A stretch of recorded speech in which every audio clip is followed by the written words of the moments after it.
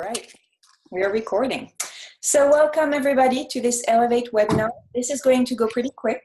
I'm going to talk for about 15 minutes and then I'm going to let our three Elevate students talk about a project that they have done to Elevate. I'm going to ask you guys to mute your audio. Actually, I'm doing it for you because it's faster. Lee, I was not able to mute your audio, so if you want to... No. Oh, I see you now. Okay, I got it. Okay. If you want to ask a question at any time, just jump in. That's fine. Before you jump in, make sure to unmute your audio. Otherwise, I will not be able to hear you. So, welcome to this Elevate webinar. I'm Edwige Simon. I'm the director of the Elevate program. And today I'm going to talk about Elevate. What is Elevate? I'm going to try to go into present mode maybe. Does it look okay for everybody? You need to unmute to let me know. Can somebody unmute and let me know if this is working out? No? Oh, okay. All right, thank you, Mark. All right, let's go. So Elevate is a fully online graduate certificate in language teaching with technology. It is a pretty unique program. I don't know that there is anything quite like that at this point. It is entirely dedicated to language teaching and technology integration in the language classroom. Just a few words about a certificate because there has been some confusion. Elevate is not a teaching certification. Elevate is a graduate certificate, and a graduate certificate, sometimes they're also called professional certificates, is a short course of study designed for professionals who wish to hone their skills in a particular area. Some certificates are just 6 or 8 credits. The Elevate certificate is 16 credits, so it's a more rigorous, more extensive program. Elevate allows you to acquire immediately applicable skills and knowledge. Through the Elevate courses, we read about the literature, but we also do a lot of lesson planning, a lot of collaboration, and usually the teachers who go through the program have a chance to actually implement their lesson plans and their newly acquired skills directly in their classes. It also increases your chances of professional advancement because you have a specialization in technology. It also allows you to network with language educators worldwide, and by that I don't just mean the Elevate students, although we've had students from Japan, Mark is from the Philippines, but through Elevate you create a professional network that really spans across all the continents. And then Elevate allows you to learn new and emerging technologies, and we know that those are changing all the time. The program at a glance, it is a 16 graduate credit certificate, and we have a mix of 3 credit, 2 credit, and 1 credit hour courses. It is offered by the University of Colorado Boulder, and it is a program that is both offered by the Division of Continuing Education and the Anderson Language and Technology Center. It is fully online, and we have a mix of synchronous and asynchronous activities. Going forward, we are going to build in more synchronous events into the Elevate program. The focus, like I said, is language teaching pedagogy with a strong technology focus. And Elevate is designed for language educators in the US and beyond who wish to improve their technological, pedagogical, and linguistic proficiency. Like I said, the program is fully online. The classes are small, they cap at 15 students, and we are trying to build a program so that you can fit it into your schedule, even if you're teaching full-time. Here's a sample Elevate week. So the new weeks usually open on Sunday. They start on Sunday and they end on Saturday. We usually open a new week a few days ahead of time to increase the flexibility aspect of the program. But generally a new week starts on a Sunday. The first thing that Elevate students usually do is read the course introduction. It can be a narrative, it can be a video introduction. And then they have readings to do. So you're looking at 4 to 6 hours of readings. I think Elevate students tend to do them over the weekend. The first deadline is usually on Wednesday, where there are initial questions to answer in the discussion forum, unless it's a synchronous discussion. And then between Wednesday and the rest of the week, there's some back and forth in the forum. There's a conversation developing there. There's a link here to the discussion rubrics for the Elevate discussions. And then at the end of the week, there is a deliverable. It's often a lesson plan, or in some courses, there is a, so in some courses, we have special projects, and the projects are scaffolded throughout the course. So there'll be a deadline for the special project at the end of the week. And then at the end of the week, there is what we call a Facebook share. Elevate uses a private Facebook group. We've had really good feedback and maybe not so good feedback about using Facebook. So what we're going to do going forward is that we're going to require a Facebook share for the first 3 weeks of each course. And then if you want to continue with it, you can. And if not, you can just forget about the Facebook group. But there is a really great community there, and there is a lot of great resources that are being shared. Expectations. So I talked about the program and what we offer. I want to say a few words about the expectations, because while it is a great program, it is also a demanding program. There is a time commitment that is not negligible. It is a graduate program. All the courses are 5,000 level courses. For a 3 credit hour course that goes on for 10 weeks, you are looking at 12 to 15 hours of work per week. Maybe you work faster, maybe not, but I think it's, talking to Elevate students, it's a pretty good average. Those 12 to 15 hours are spread across 7 days, and you have a choice. You can spread it any way you want. There are deadlines throughout the week, but it is still a serious time commitment. A lot of our Elevate students took those courses while teaching full-time, so it's possible, but it does require some really good time management skills. In terms of technical skills, we use D2L as our course management system, and we use Google Drive. We will have a Google Drive crash course as part of an Elevate orientation. But we do expect you to, first of all, have access to a laptop, a recent laptop, a strong internet connection, and have the ability to troubleshoot basic problems, be comfortable calling the helpline at CU, looking up some answers. It is a program on technology integration in the classroom, so we expect that.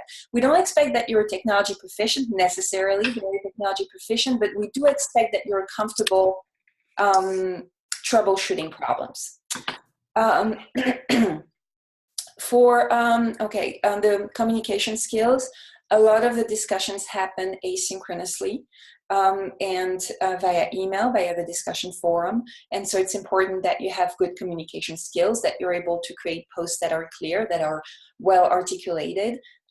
It's also important that you communicate clearly so that there's no misunderstanding with your classmates. Obviously, the courses are offered in English, so you need to have a level of English that will allow you to do scholarly reading, write research papers or lit reviews, and communicate with your classmates. The second to last aspect of the expectations is that you bring to the class an open mind, to the classes an open mind, strong creative thinking skills, and strong collaborative skills. We are looking at technologies. We're looking at any technology. We're not restricting ourselves to technologies that were designed for teaching and learning. We're looking at everything. And we're looking at the affordances of any tool that are out there for us to use. And we also collaborate a lot.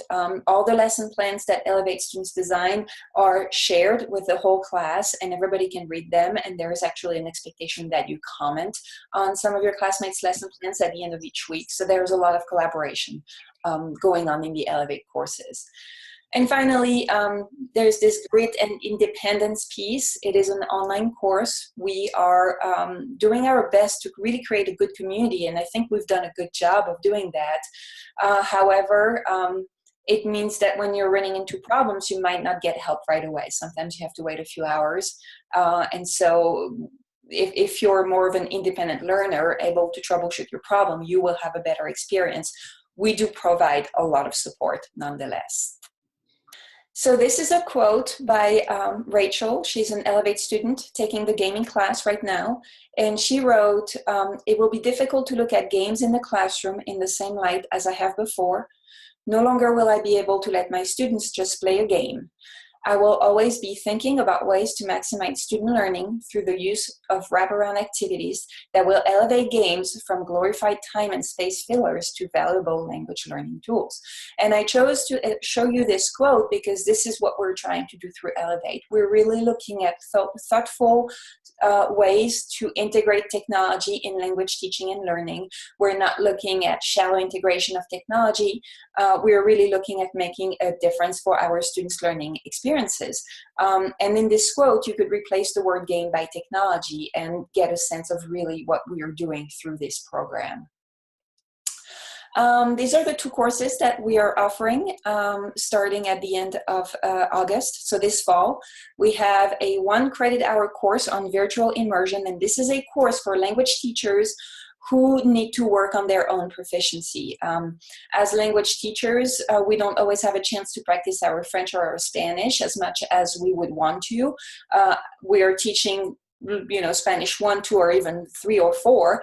But this course gives you a chance to speak with a native speaker of the target language. You meet with this person twice a week for 30 minutes via video conferencing, and then you write reflections on your experience. And there are also short weekly readings about oral proficiency. We have, in terms of languages available, we have Spanish, French, English, Mandarin, Arabic, German, Italian, and Portuguese. This is a quote by a student who just finished the course this week. She says, "I wish I had known about this course before now. I want to take more Elevate courses. I have learned so much and connected with such wonderfully inspiring educators and students. This is truly the best class I have ever taken." So clearly she had a good experience. There were 9 teachers enrolled in this first section, and all of them said in the feedback forum that they felt more confident speaking in the target language to a native speaker. So this was an important goal for the course. The other course that starts September 3rd is our foundation course. It's a great way to start the certificate. It is called Language and Technology Foundation. We go over standard-based technology integration. We use the ACTFL standards. We go over the 21st century skills and themes that we try to weave in lesson plans. We look at the SAMR model. We design lesson plans based on the SAMR models, and we look at the different levels of the SAMR model. We look at ADA compliance. We look at universal design. We look at copyrights. And there's also a Google Drive and VoiceThread crash course built into this course. This is a 3 credit hour, 10-week course that starts September 3rd. And this is the curriculum. We have a second language acquisition and teaching methods course, the course I just talked about. In the spring, we offer tools in practice, and it's a 10-week course where we look at 10 different families of technology. And we do lesson planning. A lot of lesson planning in that course. Late in the spring, we offer a telecollaboration course. And then in the summer, we have the virtual immersion course that I mentioned. In the summer, we also offer the digital games and language learning course, the teaching languages online course. And in the fall, we offer the capstone course. So the Elevate program is flexible. You can take the courses in any order. Apart from the last course, 50-50, you have to have a few Elevate courses under your belt before you can take the capstone course. Voila, I'm going to let my 3 Elevate students talk about themselves and a project that they have done through the Elevate program. So I'm going to exit full screen. And if you want, I think the first person is Lee. So Lee, if you want to take control of the screen and unmute you, I'll go unmute myself and I'll just let you talk about your project. Let's see. Oh, sorry. Yep. You do that. Okay. Can you hear me now? Can you hear me now? Mm-hmm, yes. Okay. Hi, guys. I'm Lee, and I've been teaching for over 20 years. We're not going to start nickel and diming over how many. I've taught everything from level 1 to AP and some preschool stuff in there. And this is an amazing program. I cannot tell you. I've taken one class, the 50-30. I probably have the title wrong, but the tools and practice, which was just phenomenal and really inspirational. And then I'm currently taking the 50-10, which is second language acquisition theory, and applying it. And it is amazing. It's so fun to read all these great journal articles and think, and just the collaboration with some of these people is amazing. I mean, obviously Amanda and Mark have been awesome, but I've just met so many cool people. So inspirational was from the quote, and that's exactly what it is. I'm happy to answer any questions or anything, but really my favorite project is, go down. I do this art project with the kids where we study the Mexican Revolution and then they paint these murals. And every year I had the same problems where the kids would like stress out because they're supposed to paint this project that kind of combines their knowledge of cultural content, as far as like maybe it's the dirty war from Argentina or the Mexican Revolution or immigration. And then they're supposed to combine that with what they've learned about the three Mexican muralists, Diego Rivera, Orozco de Siqueiros. They are supposed to kind of just, they're supposed to come up with a mural, and then they want to be able to write and then talk about what they painted and why. And every year they try to cheat a lot because they kind of blow off. I tell them they need to keep up with their writing, but they're teenagers and they never listen to me, just like my own kids. And they blow it off, and then they're sitting there at the end. So they come up with these big paragraphs, and they're trying to cram to memorize it, and it doesn't work. So they try and hide note cards, or they try and put something behind the mural when they hold it up, and so that was a problem. And then I also always have 4 of these. You can kind of see the size. This is a sample from our foyer where they paint. They're like 3 foot by 2 foot. So I have 40 of these, and I don't have the physical space to keep them. And then their parents don't really get to see them, and neither does the community. So these 3 problems really led me to, when I took the Elevate course, could technology help me with this? And then the 50-30 course that I was in had us using blogger.com to kind of reflect and kind of write through the process, and we kept a glossary, and that really inspired me to think that maybe my kids could do this, and it would help give them some accountability for the daily writing. And I really kind of dug the format of it. It had a nice feel to it. So that inspired me to use that for a written daily component. And I really found we did a piece in this course on the digital writing for different, for a wider audience, and that really kind of hit home. So this project, we learned about the SAMR model during the course, and I felt like I was really able to use these different technologies to really kind of redefine the project and infuse it with some technology. On the next slide, you see that Blogger allowed the kids, they had to put pictures on each day, and they have different pages. And there's some links there, so when this gets shared out, you can check it out if you'd be interested. But it really helped them kind of keep up. They had daily requirements, and they did their writing, and it was the first year ever that kids did not call in sick. It was wonderful.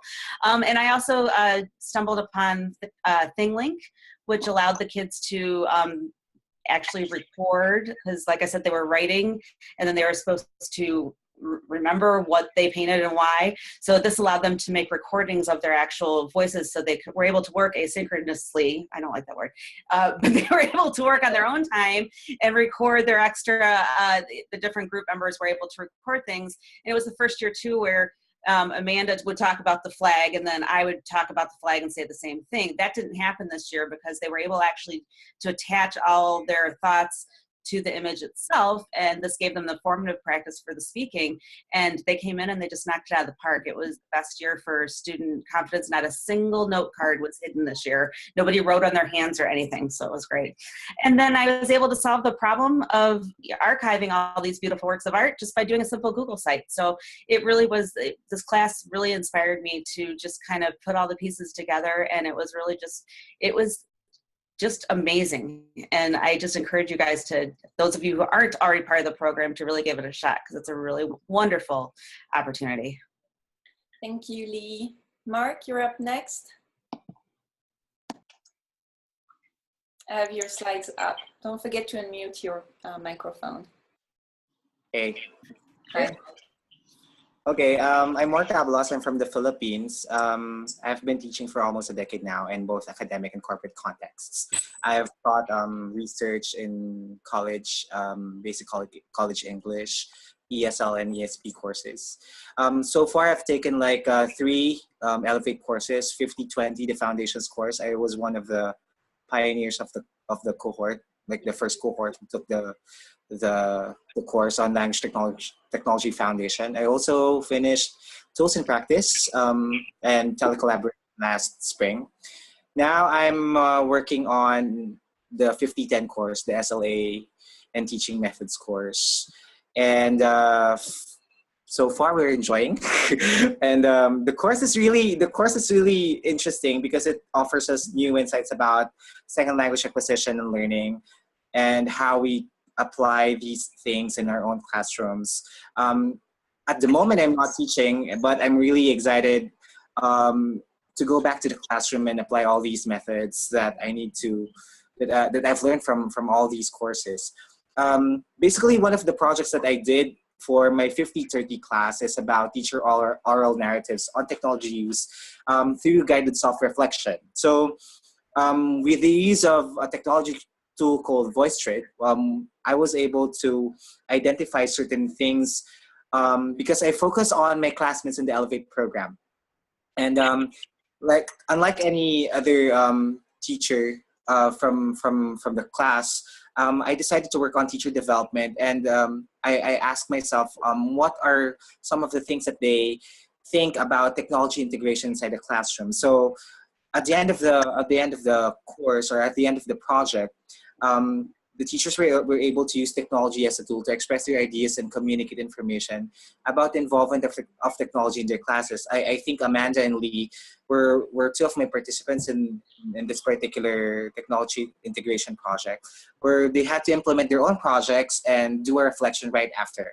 And then afterwards, they were able to compare and evaluate personal experiences in using technology in the classroom by narrating their experiences and recording this in VoiceTrade.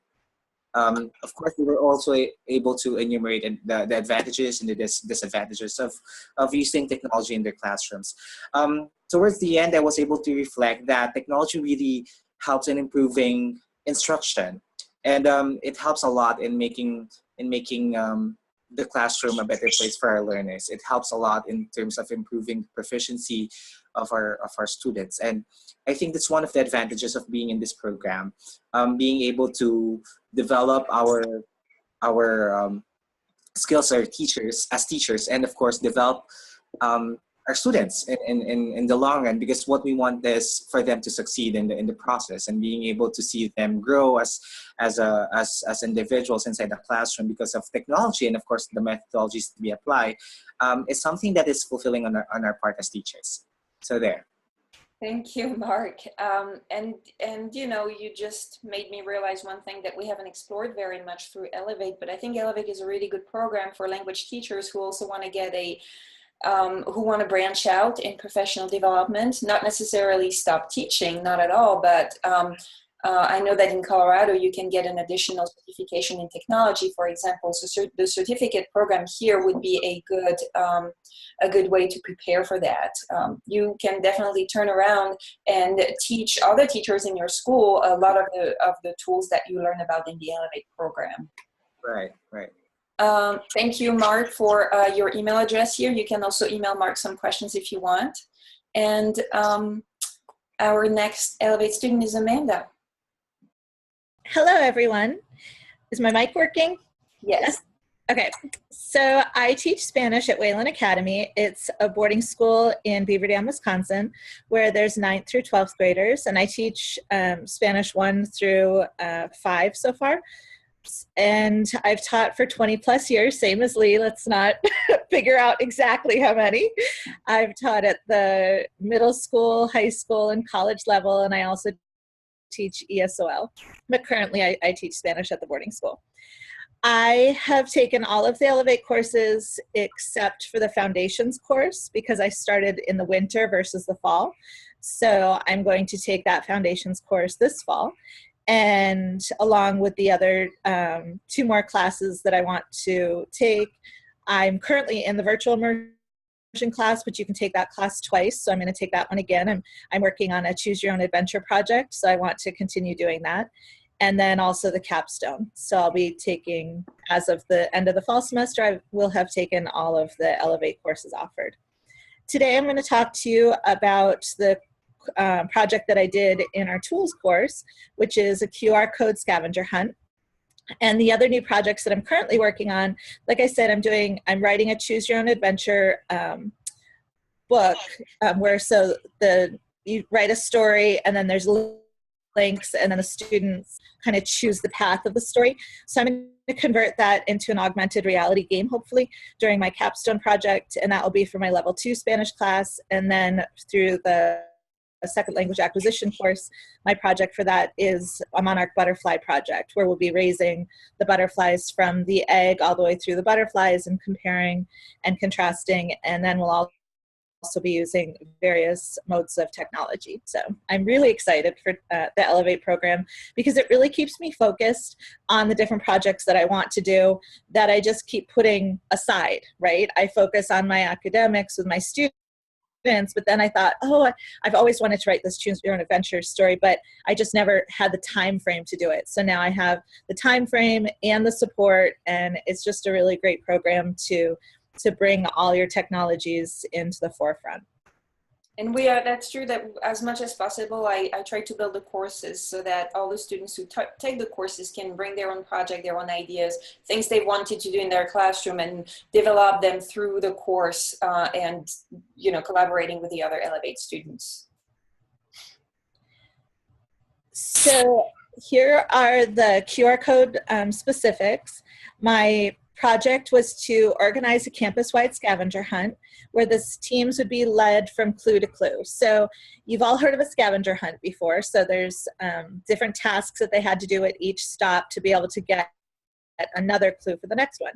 But to incorporate technology, I used a QR code creator, which kind of looks like a barcode type of thing.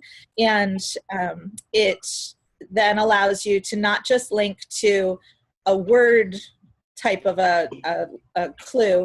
Instead, you could link it to a video. We linked it to FaceTime.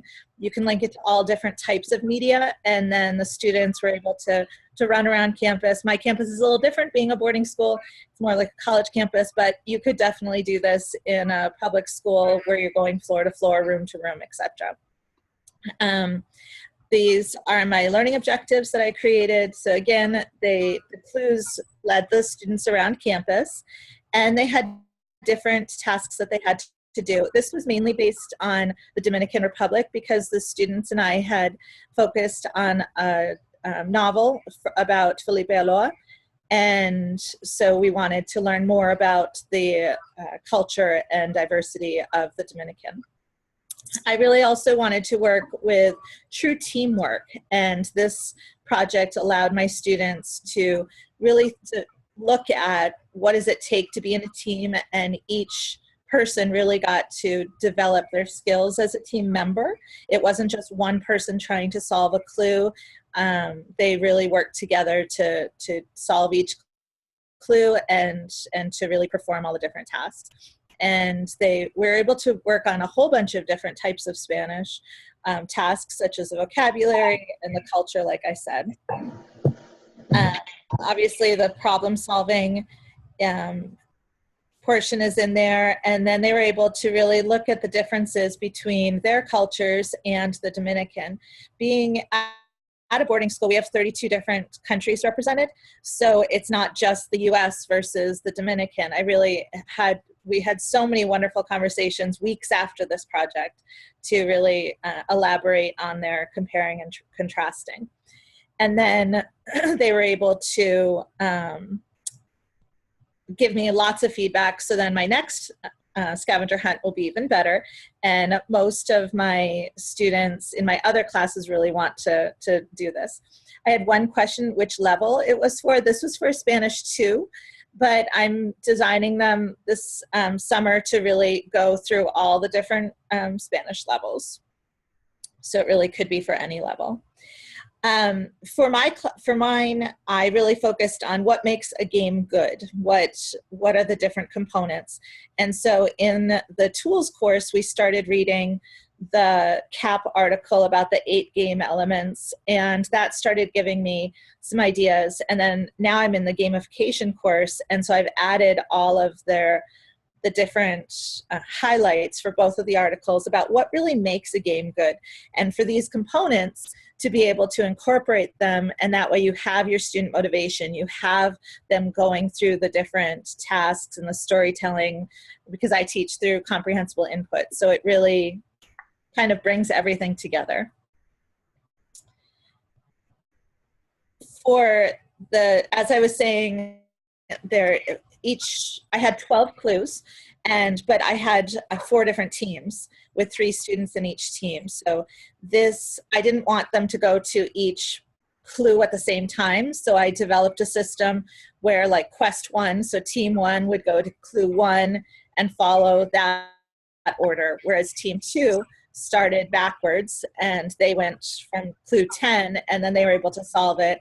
And then same thing for the other ones. I just kind of mixed them up. So nobody was at the same clue at the same time. So each team got to work on their clues individually. I had some really interesting clues to be able to link and to be able to really learn about the culture too. So the students were amazed how much at the end that they were able to produce. And the next, we did a webinar. And so we were able to really develop everything about the scavenger hunt and talk about it in detail. And then Edwige was able to put it on YouTube. So to get all the specifics, it would be really great if you wanted to watch the entire 45 minutes, because there's so many different elements to this activity. And then my information is listed here. If you have any questions, I'm completely here to help you create your own QR scavenger hunt. Thank you so much, Amanda. Elise also gave a webinar earlier this week on her mural project, so I will add the link also to the presentation before I share the slides. So it's 9:03, we did it in 33 minutes. I think it's pretty good. For more information, you can email me. You can also email our Elevate students directly. And you can also visit our website. All the webinars, we put a lot of material and a lot of information on the website, so I think it's pretty comprehensive, but you can always email me and I'll answer any questions that you have. Do you have any questions, Olga or Adriana? Yes, I do, Edwige. When does the next class start?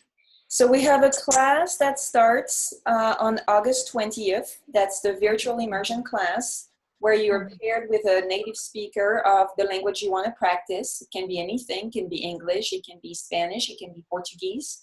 We actually have some Spanish teachers who want to work on their Portuguese. And then the next class after that is the Language and Technology Foundation that starts September 3rd. The virtual immersion class is a 6-week class.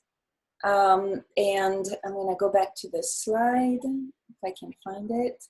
The virtual immersion is a 6-week class, and the foundation course is a 10-week. Okay. Well, thank you. Thank you, Adriana. I'll contact you later. Absolutely. Olga, do you have any questions for us? Can you hear me? Can you hear me? Yes. Oh, okay. I just have a question, like the sequence to get the certificate, all the courses are requirements? No, that's a really good question. No, because, and I'm going back to the curriculum page, if it's a 16 graduate credit program, okay. But if you add up all the credits, you get 20 credits. Okay, so okay, so I can select if I feel like one of them is not necessary, but are there some core ones? So yes, all the 3 credit hour courses are core courses. You know, you cannot, it would be very difficult to reach 16 credits without taking the core courses. Okay, of course. But And I would say that the digital games course is more, and the teaching languages online courses are more advanced courses. Definitely, there are special topics and they require a little bit more technological expertise. The gaming course, especially towards the end, where we're really looking at a gaming platform. But yes, other than that, you can pick and choose from the courses and get to 16 graduate credits. That's a good question. Okay, thank you. We are working on the master's proposal. And so that's why we're going to continue adding courses as we propose the master's program, so that, you know, if it goes through, we will have the courses, we'll be ready. And, you know, if not, we'll have more courses to choose from. Okay, thank you. Well, I have another question. Do you think, I mean, what type of teaching, is it like a college teaching or university teaching would be, so like what type of language teaching would be more appropriate for, like we can personalize the courses with regard to our needs, right? Yes, so it's Okay. it's pretty for K-16 educators. It doesn't matter whether you teach at the K-12 level or, you know, at the higher education level. Yeah.